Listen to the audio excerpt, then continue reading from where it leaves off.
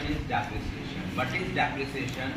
Depreciation का मतलब होता है अगर किसी एसेट की वैल्यू में डिक्लाइन आता है due to usage, due to wear and tear, उसको हम डेप्रिसिएशन बोलते हैं। And depreciation is a charge against profit. Charge against profit mean we have to debited depreciation to profit and loss account whether the concern earns a profit or loss। depreciation का मतलब है कि अगर हमने किसी asset की cost को हमने जो है उसको राइट ऑफ किया है over the year due to usage और due to wear and tear, that is termed as depreciation. अब एक डेप्रिसिएशन के कैरेक्टरिस्टिक्स क्या होते हैं? Characteristics mean features of depreciation। तो features of depreciation में सबसे पहला फीचर जो है depreciation क्या होती है?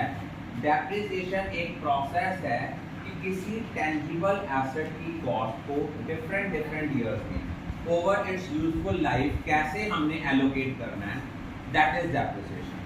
For example, एक asset है 1 लाख का और उसकी estimated useful life है 10 year।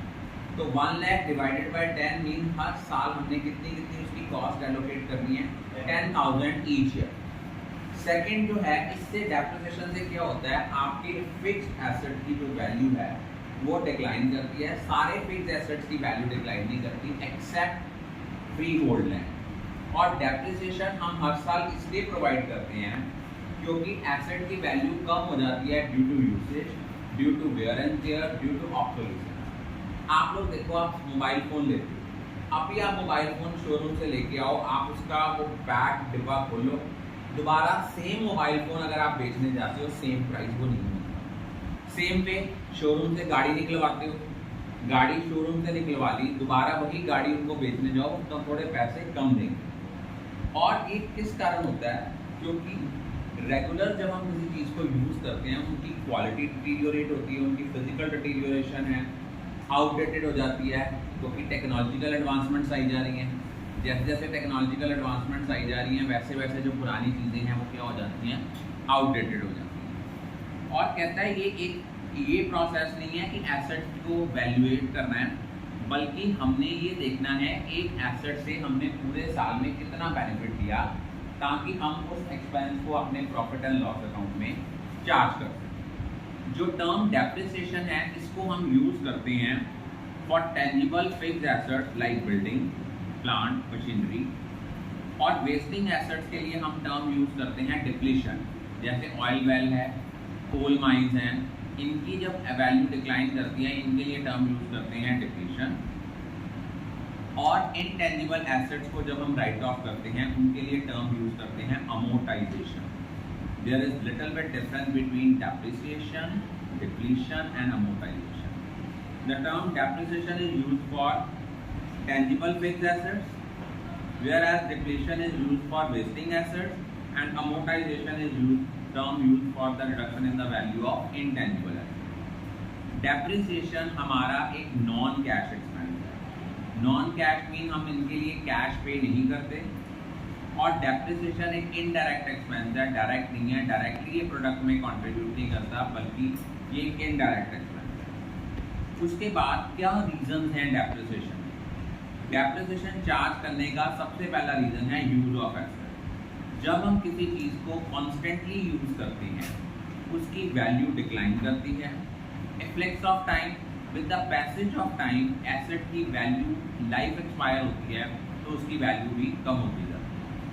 मोबाइल फ़ोन, गाड़ी 1 साल पुरानी है तो उसकी रीसेल वैल्यू ज़्यादा होगी, अगर वो 4-5 साल पुरानी है तो उनकी रीसेल वैल्यू जो होती है वो कम होती है।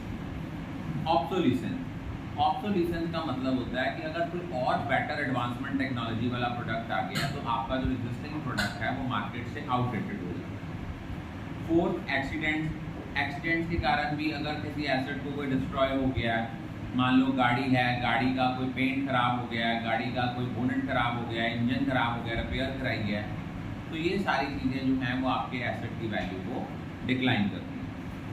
अब जो डेप्रिसिएशन है इनको हम क्यों चार्ज करते हैं? डेप्रिसिएशन चार्ज करने के पीछे हमारा मोटिव क्या है? सबसे पहला मोटिव है कि हमें ये पता लगे कि हमारा एग्जैक्ट प्रॉफिट और लॉस क्या है। क्योंकि एसेट्स का भी कंट्रीब्यूशन होता है बिजनेस को स्मूथ रनिंग के लिए।